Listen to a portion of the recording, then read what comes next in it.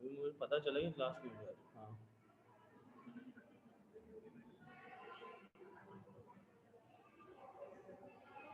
आ जाओ number 5 number.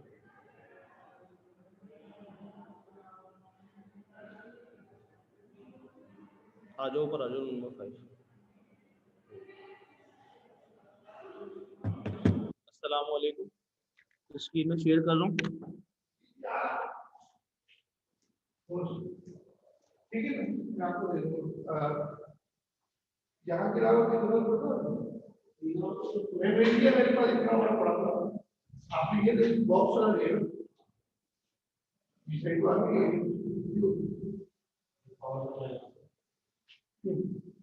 और सजाए कि गाँव में यहाँ जो लेके आओ वो छोटा सा है,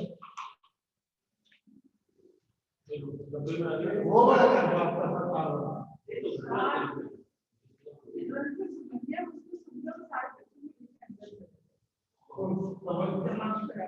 वो समझ गए, टेंशन नहीं करो आपको।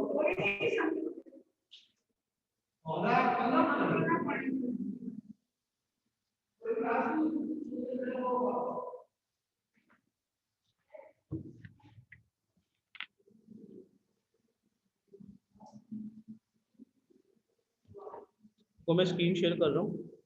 आवाज़ मेरी सही आ रही है, पहले ये बताइए। स्क्रीन शेयर कर रहा हूँ मैं, और ग्रुप पे मैसेज भी कर दूँ।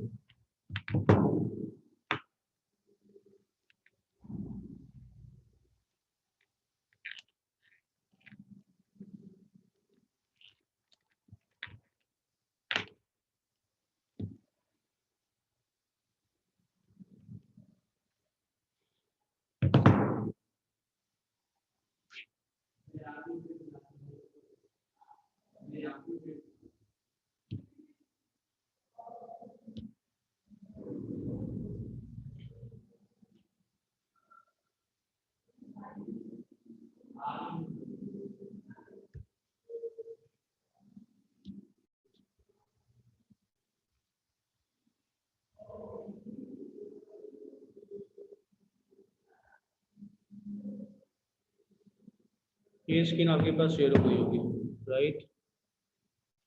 लास्ट क्लास में कहाँ तक कर लिया था आप लोगों ने, बताया मुझे जरा।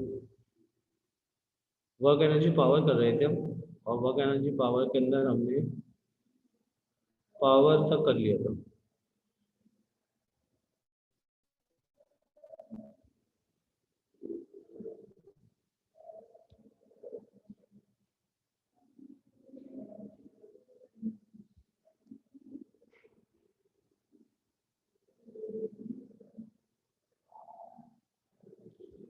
आवाज़ आ रही है मेरी सही आपको?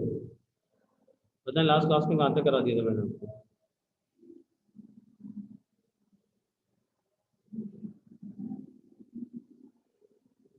उसके आगे से कंटिन्यू करूँ तो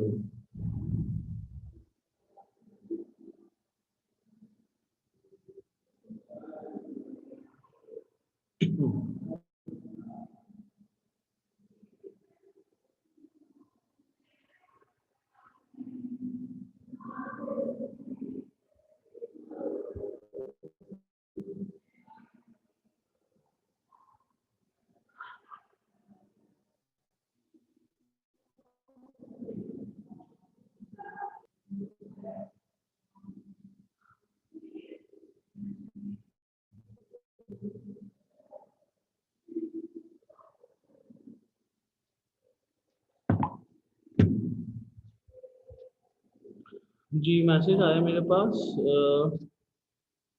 पहले चेक कर लूँ कौन कौन प्रेजेंट है।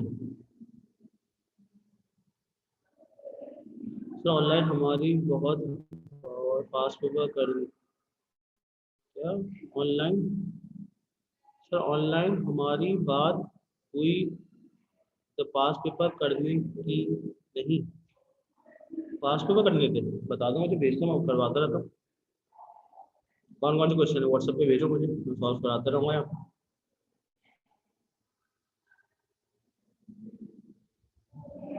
मगर आसान हो। कौन बोल रहा है?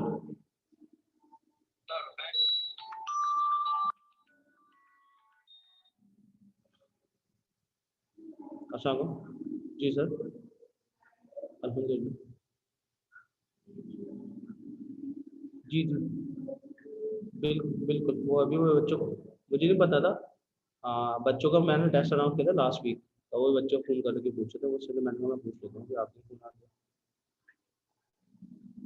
कॉलेज जाओ मगर टेस्ट नहीं होगा। समझ गए? ठीक ठीक है सर, ठीक ठीक, समझ गए, क्लासेस कोई नहीं हुई।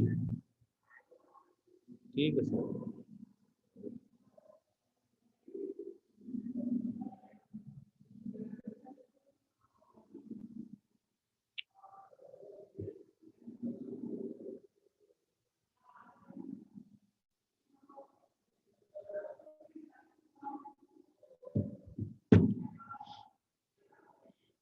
जी बताओ, हरी अब जल्दी, कहाँ तक करवा दिया मैंने? पासवर्ड कराने थे, उम्र, क्लास और हम। मैंने पावर तो करा दिया था उन्होंने, पावर का ही लग रहा है ये तो। ये सवाल पावर का लग रहा है। पावर के 5 फॉर्मूले थे, उसके बाद ही क्वेश्चन कराए।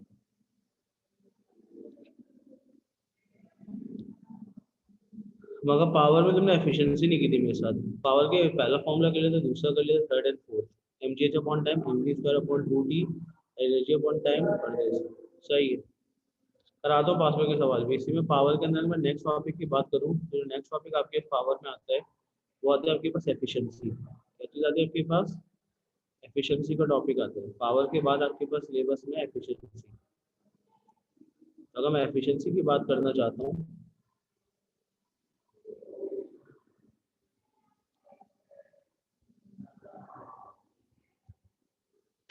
क्या चीज़ होती है efficiency?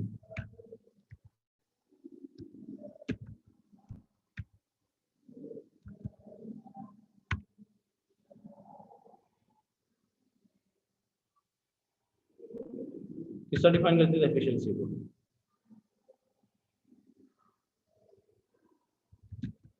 The ratio of the ratio of output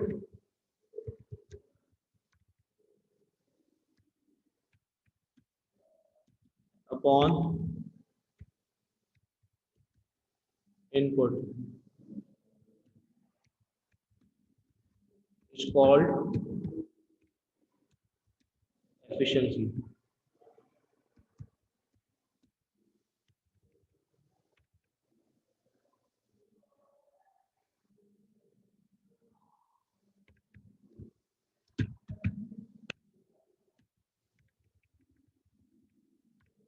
the ratio of output upon input is called efficiency.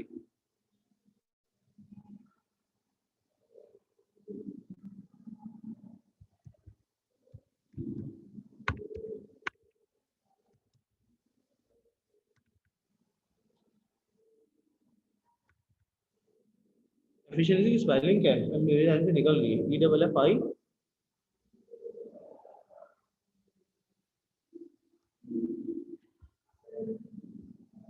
तो the ratio of output upon input is called efficiency, right. अब इसके फॉर्मूले की अगर तुम बात करते हो तो फिर में एफिशिएंसी एक्चुअल में एएस के अंदर या ओ लेवल्स के अंदर जो जो पढ़ी थी उसमें पढ़ा था P out upon P in and the multiply by 100। मगर ए टू एएस के अंदर एफिशिएंसी सिर्फ और सिर्फ आपके पास सिर्फ output, power out upon power इन का नाम नहीं है, बल्कि efficiency is also the ratio of E out, energy out upon energy in. Energy out का मतलब होगा यूजफुल पावर इनटू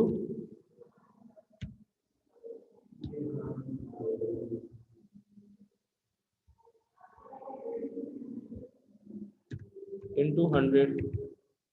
और efficiency is also called F out, output force upon out input force, F out upon F in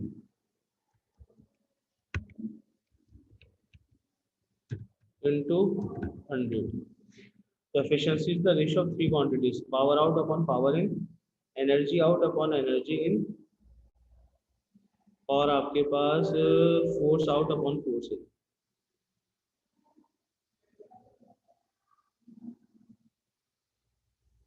तो इन तीनों चीजों का नाम क्या जाता है? एफिशिएंसी। तो efficiency is the ratio of power out upon power in. तो power out upon power in is called efficiency. तो अब पावर के जब भी सवाल आएंगे वो एफिशिएंसी को रिलेट करते हुए आते हैं, राइट। तो अगर जब भी हम पावर करेंगे एफिशिएंसी उसमें रिलेट होगी, एनर्जी के साथ बात करूंगा तो एफिशिएंसी।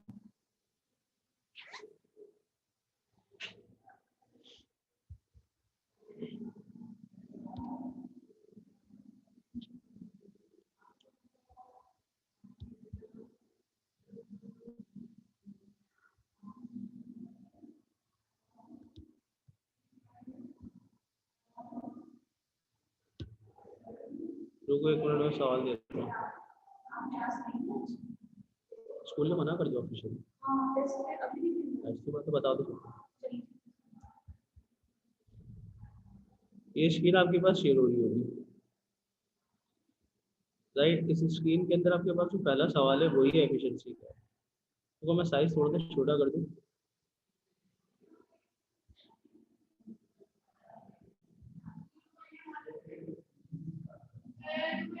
ये पहला सवाल है। Power is transferred through a mechanic through machine as showing this diagram. Power in given है, पावर लॉस है, पावर आउट है। पावर आउट को पी आउट कह रहा है, पावर इन को पी इन कह रहा है, पावर लॉस को पी एल कह रहा है। What is the efficiency?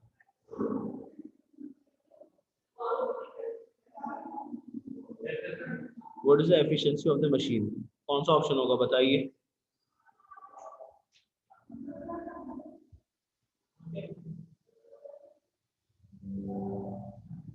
साद अहमद साहब, व्हाट इज द आंसर?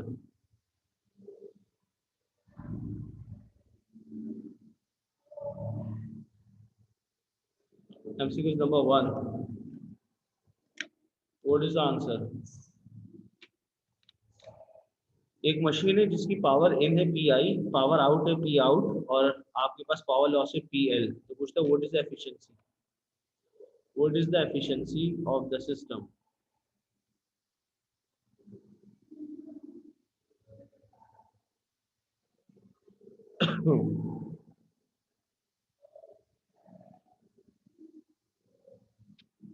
बिल्कुल सही है।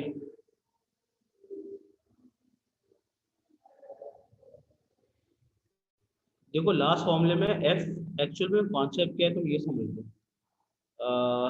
मैंने 3 फॉर्मूले लिखे एफिशिएंसी के। तीनों फॉर्मूले कौन कौन से लिखे मैंने? पहले पहला फॉर्मूला लिखा था, मैं इसी में लिख देता हूँ। ए यस, एक मिनट। इसका आंसर डी है, बिल्कुल सही है, राइट। अब तुम पूछ रहे हो कि मैंने एफिशिएंसी के 3 फॉर्मूले लिखे थे, उन 3 फॉर्मूले में का कॉन्सेप्ट क्या है? तुमने ओ लेवल तक पढ़ा था पावर आउट अपॉन पावर इन। क्या पावर एनर्जी का रिलेशन बता सकते हो तुम मुझे? अगर मैं एफिशिएंसी की बात करूं, हमें यहाँ पे लिखता हूँ एफिशिएंसी का फॉर्मूला आपके पास। एफिशिएंसी बराबर होती थी पावर आउट अपॉन पावर इन के। पावर का अपना फॉर्मूला होता था, पावर बराबर होता था एनर्जी अपॉन टाइम। इसका मतलब बनेगा ई आउट अपॉन टाइम आ जाएगा, divided by E in upon time आ जाएगा। तो टाइम से टाइम कैंसिल हो जाएगा, तो फॉर्मूला बन जाएगा ई आउट अपॉन ई इन। ये बन गया सेकंड फॉर्मूला। अब एनर्जी का अपना फॉर्मूला क्या होता था? अगर मैं एफिशिएंसी की बात करने जाता हूँ, तो एफिशिएंसी में आपके पास एक power out upon power in आ गया, एक energy out upon energy. Power का अपना फॉर्मूला होता था फोर्स मल्टीप्लाई बाय डिस्टेंस। तो ये आपके पास एनर्जी के बराबर होता था। तो एफिशिएंसी का फॉर्मूला में क्या लिख सकता हूँ? एफिशिएंसी एक्चुअली में ई आउट था अपॉन ई इन था। तो अगर मैं एनर्जी की जगह फोर्स मल्टीप्लाई बाय डिस्टेंस डाल दूँ, तो यहाँ पे जो फोर्स आएगी वो कौन सी फोर्स आएगी? वो आएगी फोर्स आउट, डिवाइडेड बाय क्या लिखूंगा? Force in into distance. तो डिस्टेंस टू डिस्टेंस क्या हो जाएगा? कैंसिल। तो आपके पास एफिशिएंसी का तीसरा फॉर्मूला बन सकता था एफ आउट अपॉन एफ। क्या ये बात समझ में आई? तो efficiency is the ratio of number 1 power out upon power in, number 2 energy out upon energy, number 3 force out upon force. ठीक, अब आइए एमसीक्यू नंबर 1 पे। एमसीक्यू नंबर 1 का आपने मुझे आंसर बताया D. Energy is the ratio, efficiency is the ratio of, efficiency जो होती है किसका रेशियो होती है, कॉपी कर लो इसको यहाँ तक, अपने सवाल पे वापस जाऊंगा। तो अगर मैं व्यू करता हूँ और जूम इन, तो फिर आपके पास ये देखिए, इसका राइट आंसर बनेगा डी, क्योंकि पावर आउट अपॉन पावर इन, लॉस आपके पास काउंटिंग होगा। राइट आंसर बनेगा डी। अब आइए एमसीक्यू नंबर 8 पे। एमसीक्यू नंबर 8 कैसे करेंगे आप, ये भी एफिशिएंसी का सवाल है। How can you solve MCQ number 8? Hurry up करो।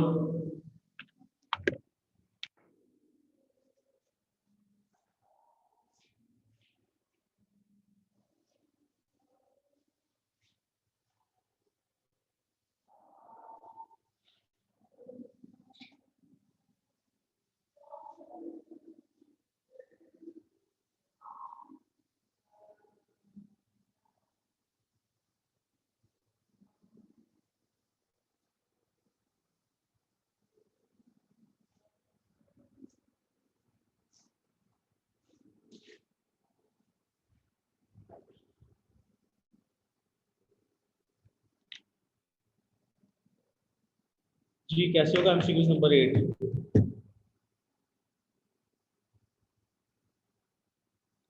करवाओ या कर रहे हैं?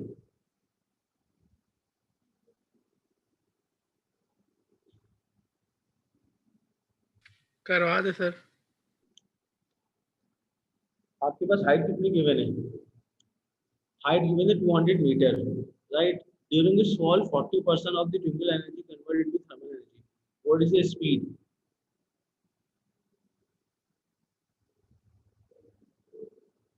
अब देखें, अगर एमसीक्यू नंबर 8 की बात करते हैं, ट्राई तो करें आप, मैं तो करा ही दूंगा।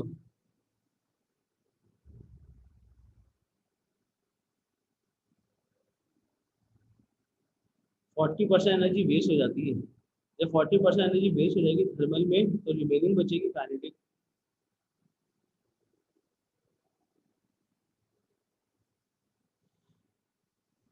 आपने एक फॉर्मूला पढ़ा था,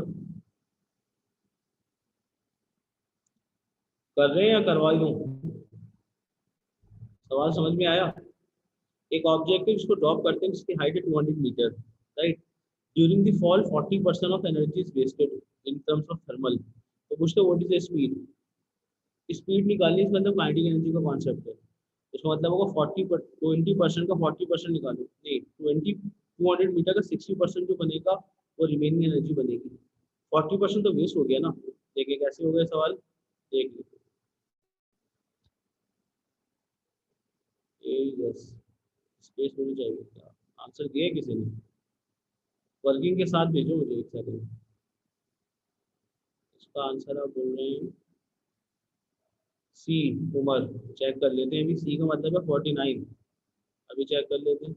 अगर आपके पास इसको मैं सॉल्व करने के लिए आता हूँ तो मुझे स्पेस नीचे आपके पास जाना होगा।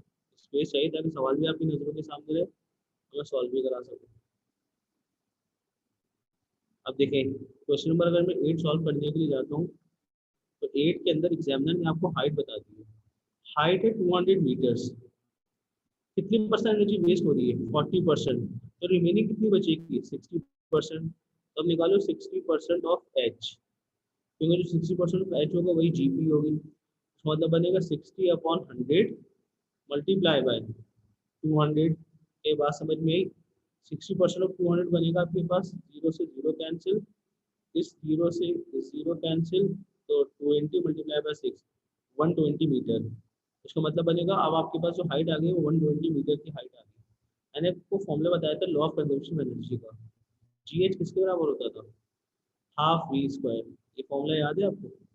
जीपी बराबर होती थी काइनेटिक एनर्जी के, तो एम जी एच बराबर होता था हाफ एम वी स्क्वायर के, एम से एम कैंसिल हो जाता था, जी एच बराबर था हाफ वी स्क्वायर। क्या ये फॉर्मूला आप सबको याद है? पहले मुझे ये रिस्पॉन्स दें।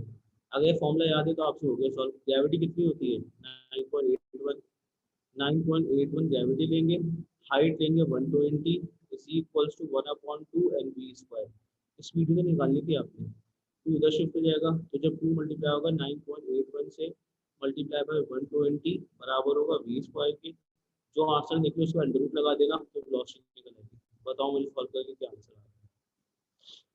2 मल्टीप्लाई बाय 10 20 मल्टीप्लाई बाय 120 करो सॉल्व करिए। अब मेरे पास कैलकुलेटर नहीं होता, तो सोचो तुम्हारे पास तो कैलकुलेटर भी रखो अपने पास। चलो कंप्यूटर में ऑन कर दो मैं कैलकुलेटर। तो 2 मल्टीप्लाई बाय 9.81 मल्टीप्लाई बाय 120, तो ये आंसर आपके पास आएगा 2400। तो 2400 का अंडर रूट 49.48.9, तो 49 आंसर, सी आंसर बनेगा इसका। बिल्कुल सही थे उम्र आप। और किस किस का आ गया था?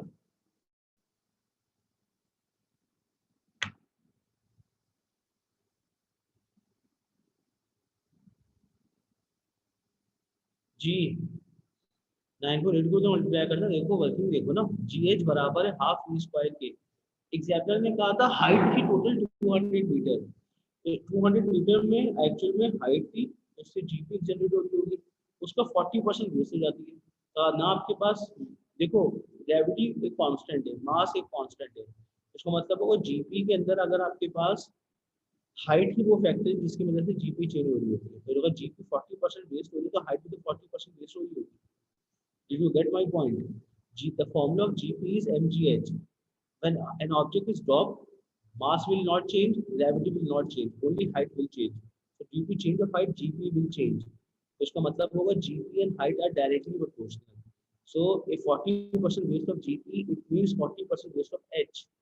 Did you got my point? ये बात समझ में आई सबको? मैंने खाली हाइट ही को क्यों कंसीडर किया है, उसकी रीजन क्या है, उसकी रीजन सुन लो। आपके पास the basic concept, the formula of GP is mgh. When you are dropping an object, जब आप किसी ऑब्जेक्ट को ड्रॉप कर रहे होते हैं, when you are dropping an object, मैं इधर ही आपके पास कोशिश करता हूँ एक्सप्लेन करने की। ये देखिए, what is the formula of, the formula of GP is m times g times height. Mass and gravity are constant, तो इसका मतलब होगा GP is directly proportional to H. तो जितना चेंज परसेंटेज में जीपी में आएगा उतना ही चेंज हाइट में आ रहा होगा। That is the basic concept. इसलिए मैंने ग्रेविटी से मल्टीप्लाई नहीं किया था, मैंने सिर्फ हाइट का 60% निकाला है। The 60% of height is equal to the 60% of GP, because mass is constant, gravity is constant. और आंसर मेरा भी आ रहा है 49, इसका राइट आंसर बनेगा 49। अब मुझे बताया एमसीक्यू नंबर 9, एमसीक्यू नंबर 9 कैसे करेंगे? ये मेरे पास स्पेस है एमसीक्यू नंबर 9 की। एग्जामिनर बोल रहे एक वेट है जिसको आपने हैंग किया है, और एक ट्रॉली आपके पास रन होती है along a railway. The trolley move horizontally through a distance p and the simultaneously rise the weight through the height q। एक ट्रॉली है, अगर आपको विजुलाइज नहीं हो रहा तो उसका साइज और बड़ा कर दो। ये भी एक अच्छा सवाल है कॉन्सेप्ट बेस्ड। ये सवाल है MCQ number 9। MCQ number 9 you have to attempt.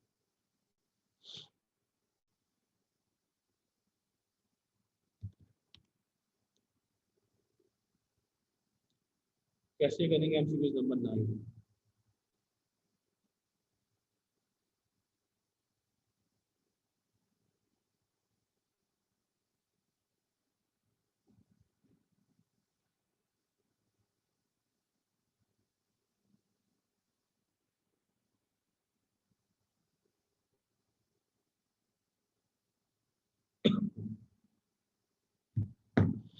MCQ number का ऑनलाइन का आंसर आपने मुझे बताया।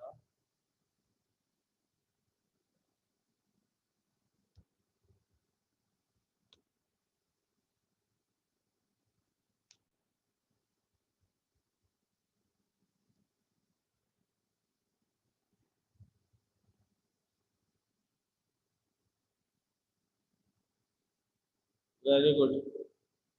याद रखिए, आपने अगर वक्र निकालना है तो वक्र का कॉन्सेप्ट होता था force multiply by distance covered in the direction of force.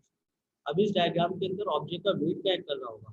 Downward. तो जब वेट डाउनवर्ड एक्ट करेगा तो आपने कैसा डिस्टेंस काउंट करना होगा जो आपके पास वर्टिकली एक्ट कर रहा हो, नॉट हॉरिजॉन्टली। क्या perpendicular to force?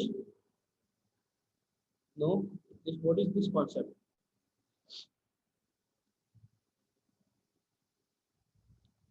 Now listen, in this diagram, the weight of the object is acting downward, right? So it means I'm considered this is the weight. This is the weight of object is acting downward. When weight is acting downward, so you will take that distance which is covered, which is parallel to the weight, not perpendicular to the weight. इसका मतलब बनेगा आपके पास this is R. R is not parallel. P is not parallel. Only Q is parallel because weight is acting downward and the distance covered is Q. So that's why W multiplied by Q is the answer. This is your answer because when object is moving upward, weight is acting downward. This is the distance covered by the object, which is R.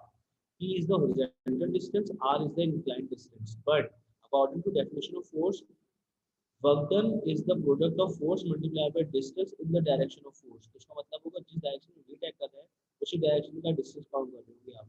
So W is the weight and Q is the parallel distance. तो जिस direction में weight है, उसी direction में distance cover हो रहा है Q. तो राइट आंसर इज Q. ये कॉन्सेप्ट है इसका.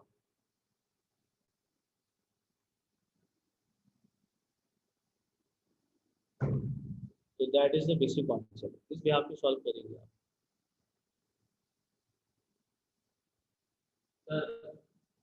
एक मिनट.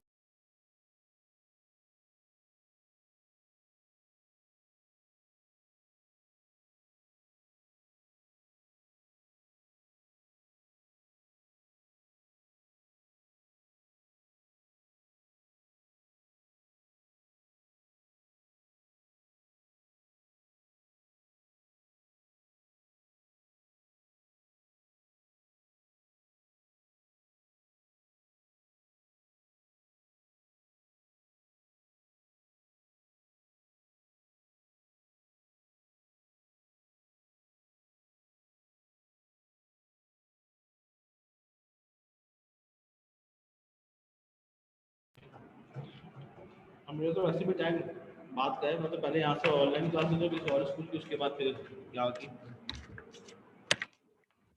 चलिए सीधी तो क्लास चले आप और मैं आपको हेल्प कर देता हूँ. और कोई प्रॉब्लम नहीं, कुछ नहीं है. वो काम दवा वहाँ पे सिग्नल अच्छा आएगा आप बोल रहे हो.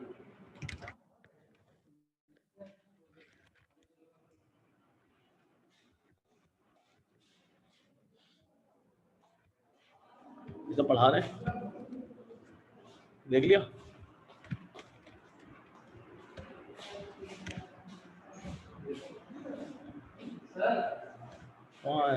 सर सलमान यहाँ की क्लास नहीं ले रहा ना, कहीं और की क्लास ले रहा.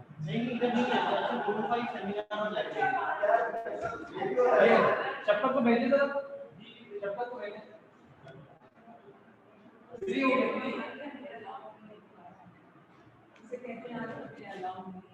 भाई यहाँ के स्कूल ही नहीं, यहाँ के स्कूल नहीं, किसी और स्कूल के ऑनलाइन क्लास ले रहा हूँ. मैं तुम्हें ऊपर देखती थी. अच्छा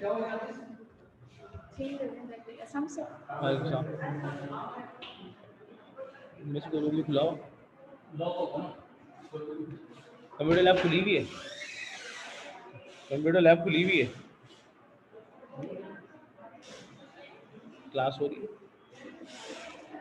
आज क्लासेस कैंसिल है, बच्चे कौन हो आज भी कल भी.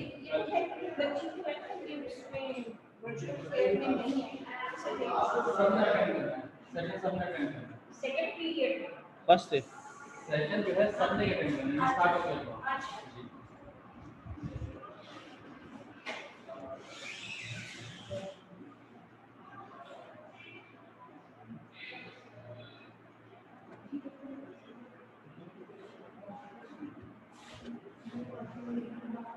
Computer lab, computer lab.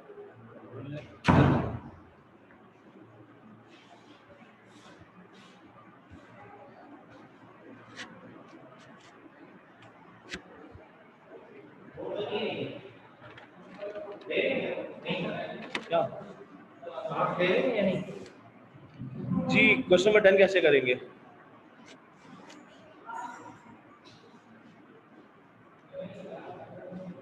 10 बताइए मुझे करके।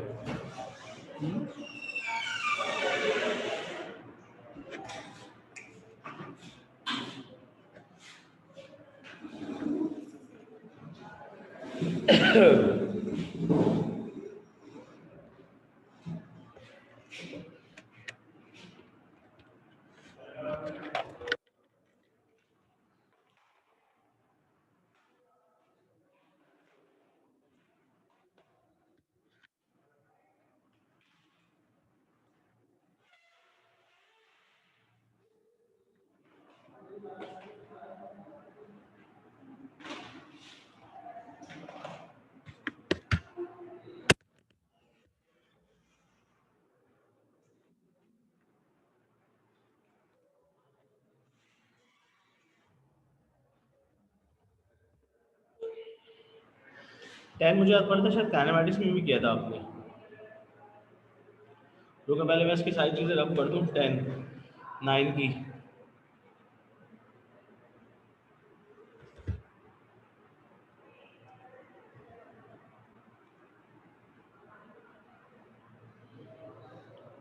हाँ 10 का क्या आंसर बताया मुझे आपने?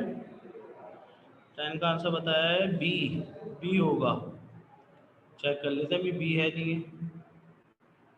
क्या लिखा हुआ था? Motorcycle travel at the distance speed of 10 metre पर second can bring into rest in the distance covered of 10 metre. 30 metre पर सेकंड ट्रैवल कर रहा हो या क्या? 30 सेकंड। बी आंसर बोल रहे 10 का। वर्किंग की है किसी ने? बेटा ऐसा थोड़ी आंसर को बता देते बी राइल। वर्किंग किए बगैर ही उम्र तुम्हारा सही लग रहा है, क्लास तुम्हारा सही लग रहा है मुझे। देखिए अगर मैं क्वेश्चन नंबर 10 की बात करूं तो 10 का कॉन्सेप्ट क्या है? राइल साहब बी केयरफुल। राइल साहब बी केयरफुल। नेक्स्ट टाइम जब भी आंसर देगा ना सॉल्व करके देगा, ये नहीं कि वैल्यूज को देखते के साथ ही आंसर कोड कर दिए।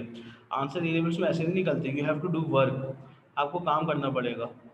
देखिए कैसे। तो अगर मैं क्वेश्चन नंबर 10 की बात करता हूँ तो 10 के अंदर एग्जामिनर ने इनिशियल स्पीड कितनी बताई थी? 10 मीटर पर second. And object coming to rest, तो ये इसकी बन जाएगी फाइनल। इनिशियल हो जाएगी 10 और डिस्टेंस कितना कवर कर रहा है? 10 मीटर का। अब एग्जामिनर बोलता है अगर वही ऑब्जेक्ट 30 मीटर पर सेकंड से ट्रैवल कर रहा होता तो कितना डिस्टेंस कवर करता ऑब्जेक्ट रेस्ट में आने के लिए अगर सेम ब्रेकिंग फोर्स अप्लाई होती? तो which equation we have to apply? We have to apply third equation. बिल्कुल सही है, ये इसका आंसर आएगा जो बाद में बच्चों ने कोट किया है, राइट। अब इसके लिए आप you have to apply third equation of motion. कौन सी इक्वेशन इस्तेमाल करनी पड़ेगी आपको? Third equation. एमसीक्यूज नंबर 10 की वर्किंग कर रहा हूँ मैं यहाँ पे। MCQs number 10। 10 आपको नज़र भी आना चाहिए नज़रों के सामने। तो ये 10 एमसीक्यूज नंबर 10 की अगर मैं वर्किंग करूँ तो I have to delete this all extra work.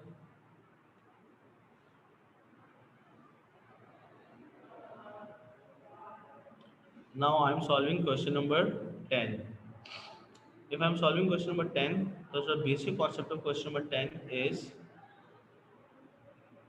we have to use third equation of motion. V square is equals to u square plus 2as. Final is 0, initial is 10 ka square plus 2, a is unknown and distance covered is 10. So it means acceleration निकलेगी when 10 square shifting over here minus 100 should be equals to 20 into a. So the value of acceleration is minus 5 meter per second square. This is the value of acceleration, that is called retardation. Now apply same formula. V square is equals to u square plus 2as, but now final is 0, initial is 30. First time initial is 10, now 30 plus 2, and examiner says same braking force. Same braking force means same acceleration, which is minus 5, and distance is unknown. So it means when it is shifted,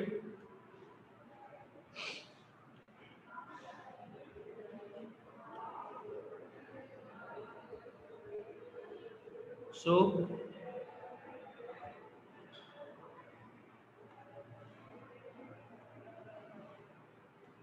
30 square is 900. When it is shifted in right left hand side, so it becomes minus. So I can write minus 900 is equals to minus 10 into s. Minus is cancelled by minus sign, 0 is cancelled by 0. So 90 meter is the answer. It means option D, ये बनेगा option D. ये concept था आपके पास, ऐसे थोड़ी answer code कर देते हैं।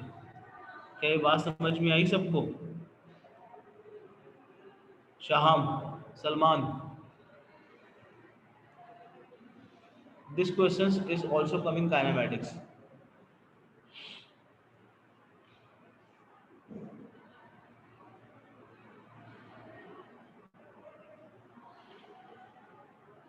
अब मैं चाहता हूँ कुछ सवाल शाहम और सलमान साहब भी करें, right, just like this.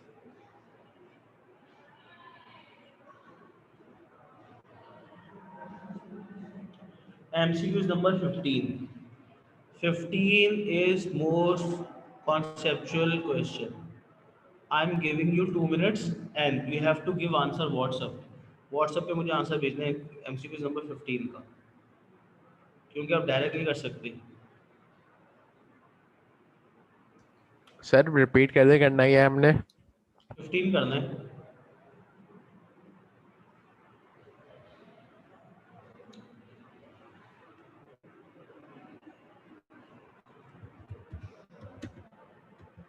MCQ number 15 करते हैं।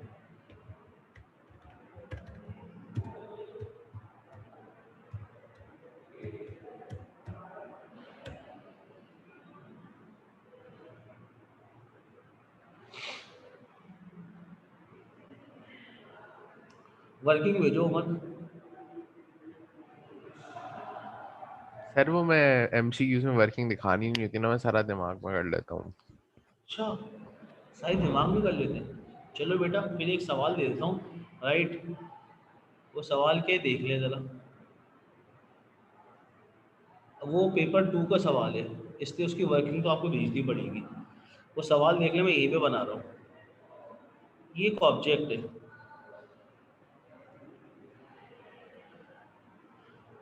This is an object.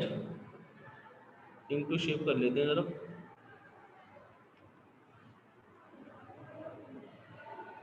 ये एक आपके पास ऑब्जेक्ट है,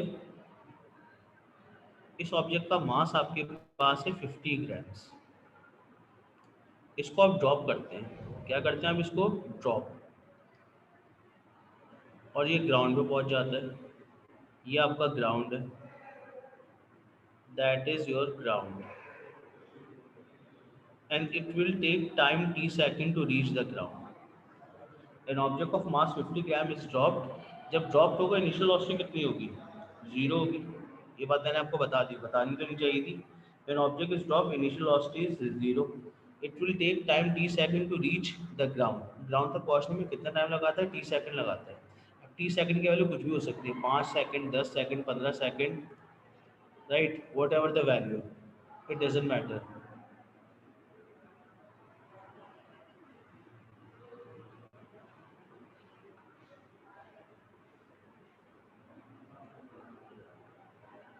रुको मैं स्क्रीन शेयर कर रहा हूँ, स्क्रीन शायद बंद हुई है।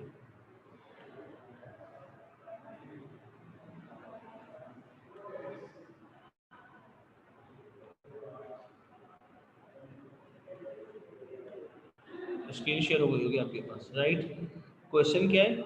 N object of mass 50 gram is drop from a particular height, initial velocity is 0। Because examiner word use कर रहा है ड्रॉप का, उसका मतलब होगा initial velocity is 0।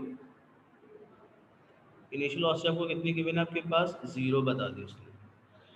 It take t second to reach the ground. When time is t by 2, calculate the ratio of gp upon kinetic, that is the question। और 4 mark का ये सवाल पेपर 2 में आया था। जब टाइम एक्चुअल टाइम के half के बराबर हो जाए, अगर 10 सेकंड लग रहे थे तो मतलब होगा जब टाइम 5 सेकंड हो गए तो जीपी और काइनेटिक का रेशियो क्या होगा, ये बताओ।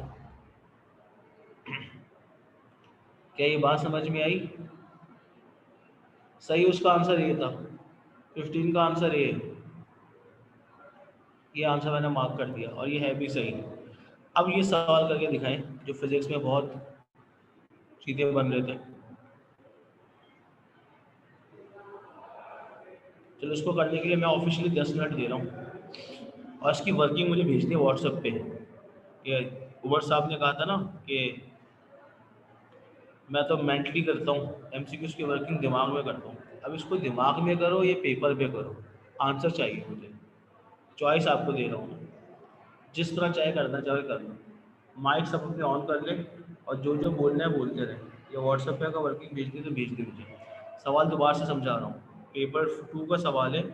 The mass of an object is 50 grams, initial speed is 0 metre पर सेकेंड। इसका मतलब object is drop, it will take time T second to reach the ground. T की वैल्यू कुछ भी हो सकती है, 10 सेकेंड, 15 सेकेंड, 20 सेकेंड, आपकी चॉइस है। एग्जामिनर बोलता है when time is half of actual time, what is the ratio of GP and kinetic. GP का फॉर्मूला पड़ा था एमजीएच, काइनेटिक का फॉर्मूला पड़ा था हाफ एम वी स्क्वायर। ये सवाल है।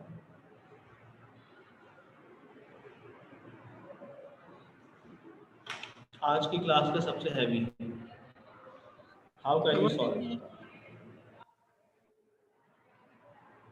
दोबारा से बोलो। समझ ही नहीं आया, मतलब कुछ कह रहा है सवाल में वो। है अपनी समझदारी में थोड़ी सी बड़ी करो। एक ऑब्जेक्ट है, इसको आप ड्रॉप कर रहे हैं, उस ऑब्जेक्ट का मास कितना है बोलो तुम जरा। सारा डायग्राम देख के बताओ मुझे क्या क्या चीज़ें गिवन है। What is the gram. मास है? ग्राम। 50 ग्राम। इनिशियल स्पीड कितनी है? 0। 0। When you are dropping this object, it will take t second, t second to reach the ground। अब तुम t की कोई वैल्यू बताओ मुझे, कितने सेकंड लगेगी उसको ग्राउंड तक पहुंचने में, तुम बताओ। मैं तो t सेकंड बोल रहा हूँ, तुम t की कोई वैल्यू बताओ मुझे। 5। 5। तो एग्जामिनर पूछता है जब टाइम 5 सेकंड में अगर ग्राउंड तक पहुंचता है, तो जब टाइम 2.5 सेकंड हो, देखो स्क्रीन पे देखो, t is equal to T by half, इसका मतलब होगा तुमने टाइम लिया था 5 सेकंड। तो जब टाइम 2.5 सेकंड होगा तो जीपी और काइनेटिक कहाँ, क्या रेशो क्या होगा?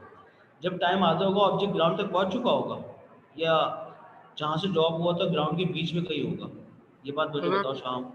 इसके बीच में कहीं होगा ना, तो इसका मतलब होगा जब टाइम अपने एक्चुअल टाइम के हाफ के बराबर है। ये जो टाइम है ये न्यू टाइम है, ये न्यू टाइम है। तो न्यू टाइम अपने एक्चुअल टाइम के हाफ के बराबर होगा, उस टाइमिंग में जीपी और काइनेटिक का रेशियो क्या होगा, ये सवाल है।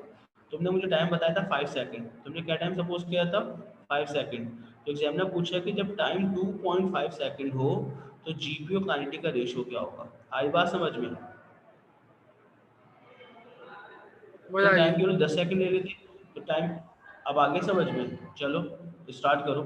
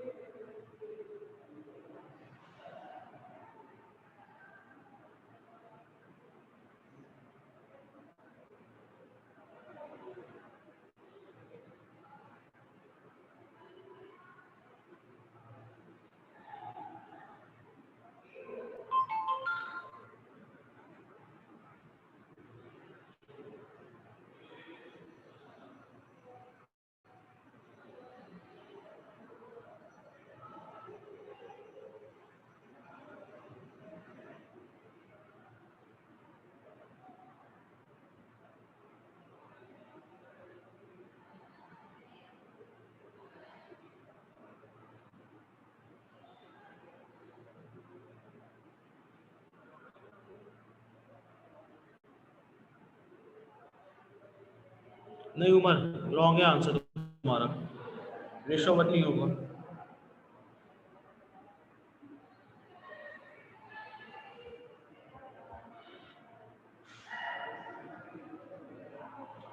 रॉन्ग। आंसर बता दूं? आंसर बता दूंगा तो ले आएंगे क्या, लगता है आपको?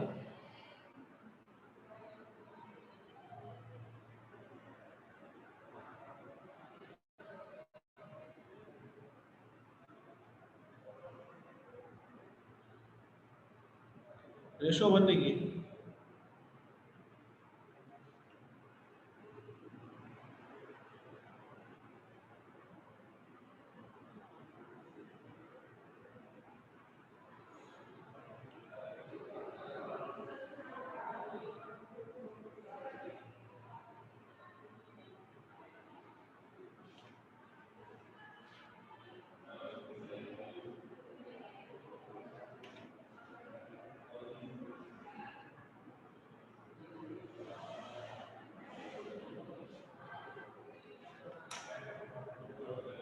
इसका आंसर बता दूं या करने के लिए छोड़ दूं परसों तक, क्योंकि ये है तो इस कैलिबर का सवाल।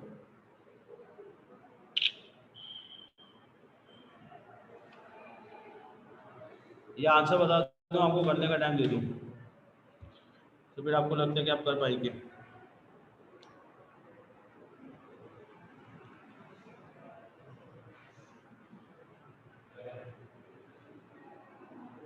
ये हर चीज़ मैं समझा दूंगा तो तुम क्या करोगे? अपने एफर्ट्स भी तो इस्तेमाल करो थोड़ी सी, इखलास साहब। सब चीज़ हलवा थोड़ी प्लेट में रखा हुआ मिलेगा। Try your self, definitely I will solve. पहले सोचो तो, तुम लोग तो 2 मिनट सोचते हो उसके बाद बोलते हो नहीं सर करा दें। ऐसे थोड़ी मसला होगा साहब, तो आपकी लर्निंग आई नहीं, आपकी लर्निंग कैसे डेवलप होगी? सोचिए। ये तो मैं कर सकता हूँ, तो मैं इसका आंसर बता दूँ। अगर आप मुझसे बोलते तो मैं इसका आंसर बता देता हूँ, फिर मैं आपको करने का टाइम दे देता हूँ। बोलो जैसे।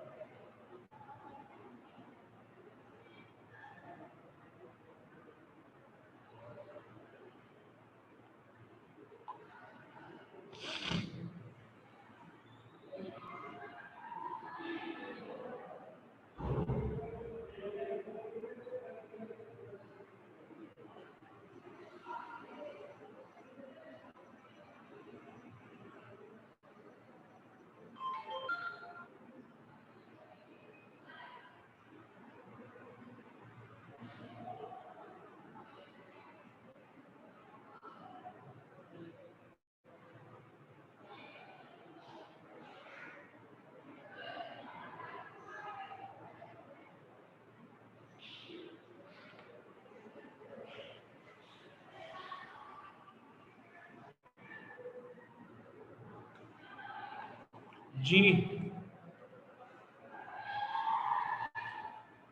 चलें, टाइम देता हूँ मैं आपको परसों तक का। राइट आंसर मैं बता देता हूँ, वर्किंग नहीं बताऊंगा, मगर वर्किंग आपने खुद कर दी है। बताएं मुझे, बता दूं आंसर? आंसर बता देता हूँ मैं, ताकि अगर किसी का आंसर आ जाए तो वो बाद में ये क्लेम ना करे कि सर आप आंसर बता देते तो हमको पता होता क्या आंसर है। ओके, स्टेप नहीं समझाऊंगा, स्टेप्स इसकी फिजिकल क्लास में समझाऊंगा फ्राइडे को। मास गिवन है 50, इनिशियल थी 0, it will take time t second to reach the ground, when time becomes half of its actual value calculate the ratio of gp upon kinetic, and the final answer is of this question.